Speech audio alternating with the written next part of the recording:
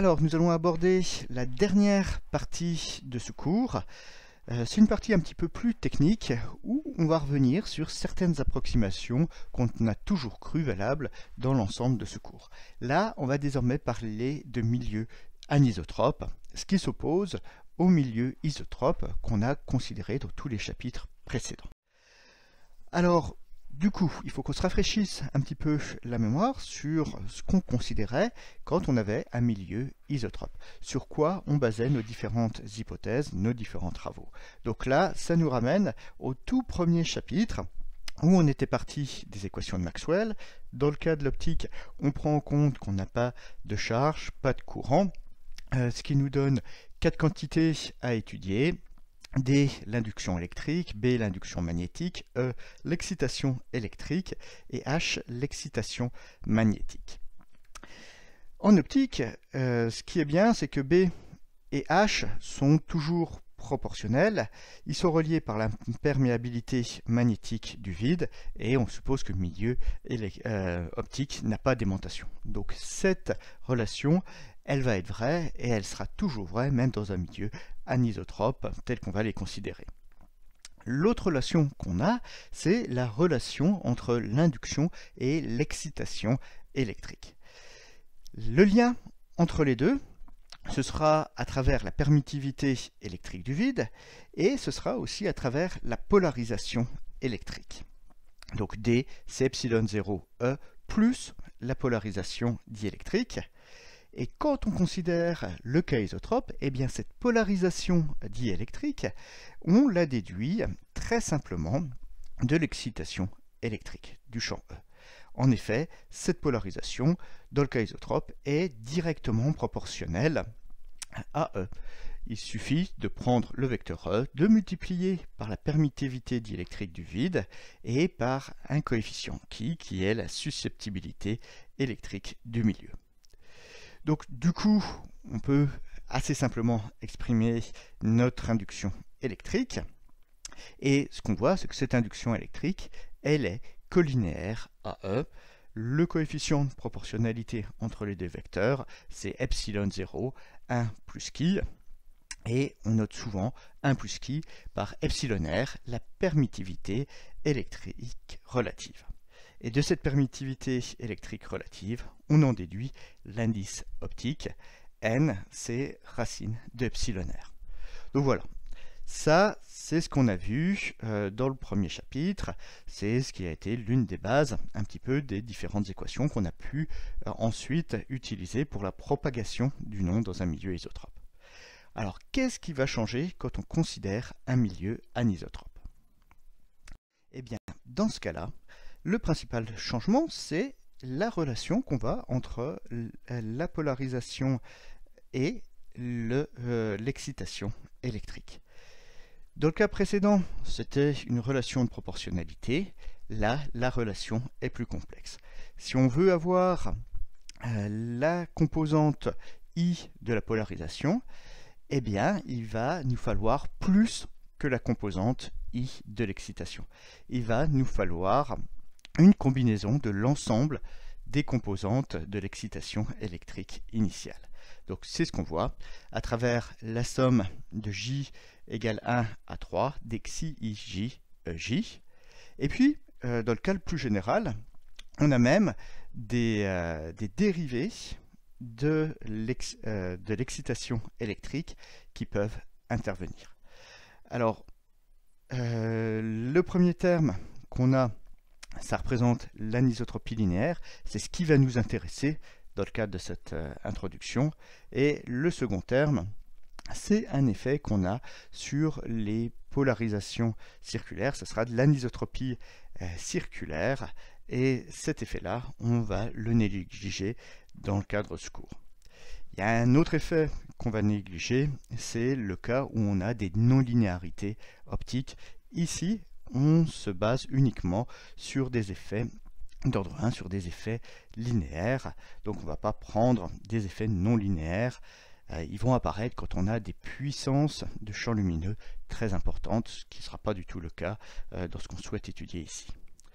Donc vous voyez, pour ce qui va nous intéresser, eh bien, on va passer d'une relation entre la polarisation et l'excitation électrique qui était, dans le cas isotrope, linéaire, à une relation plus complexe où une composante de la polarisation est le résultat d'une combinaison des différentes composantes du champ électrique. Donc ce type de relation, eh bien, il est beaucoup plus pratique de le mettre sous forme vectorielle, matricielle. Alors ici, on n'appelle pas cet ensemble de 9 coefficients une matrice.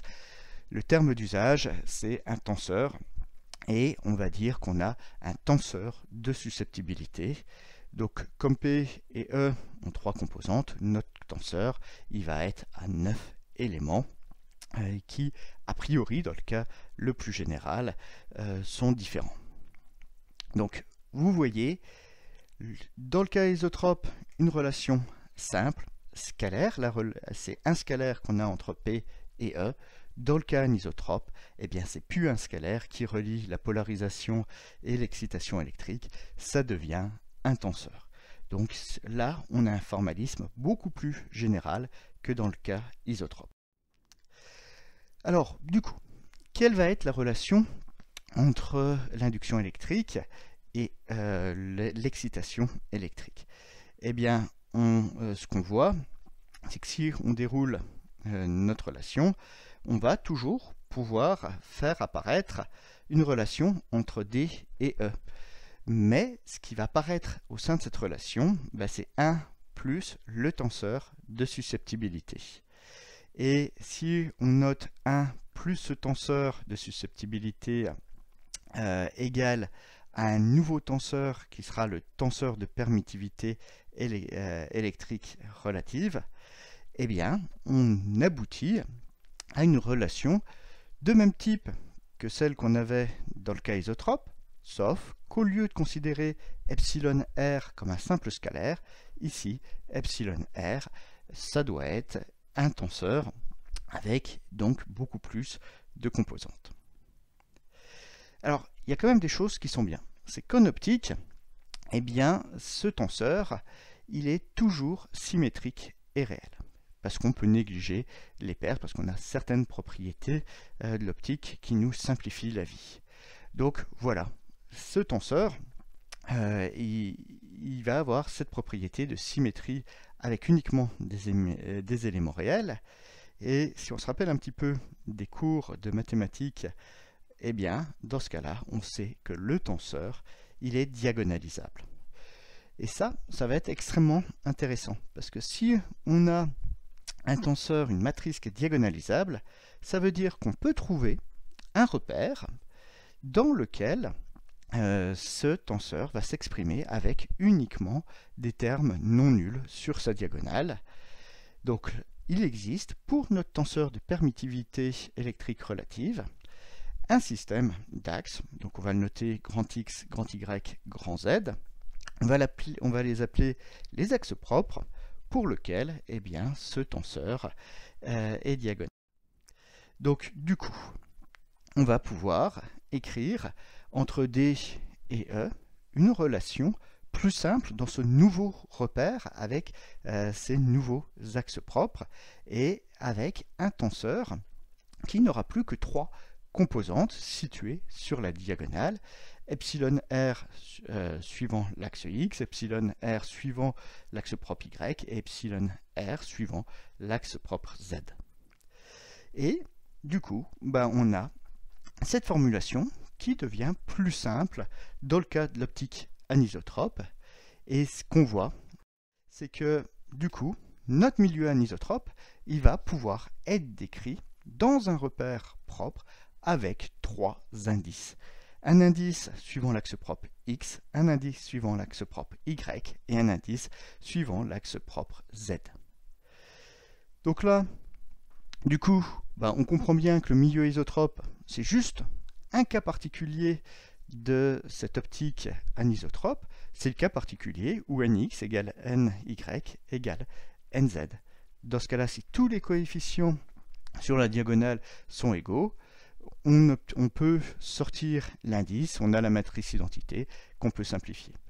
Donc le milieu isotrope, c'est un cas particulier ce formalisme. Après, on va distinguer d'autres cas particuliers. Un des cas particuliers, c'est le cas d'un milieu qu'on va appeler uniaxe. Donc on verra au fur et à mesure des vidéos prochaines d'où vient ce nom uniaxe. Alors dans le cas d'un milieu uniaxe, eh bien on va avoir deux des coefficients qui vont être égaux. Donc si on choisit notre milieu uniaxe et qu'on dit qu'il est d'uniaxe suivant OZ, eh bien on aura dans ce cas-là l'indice suivant X qui sera égal à l'indice suivant Y, et ces deux indices seront différents de l'indice suivant Z.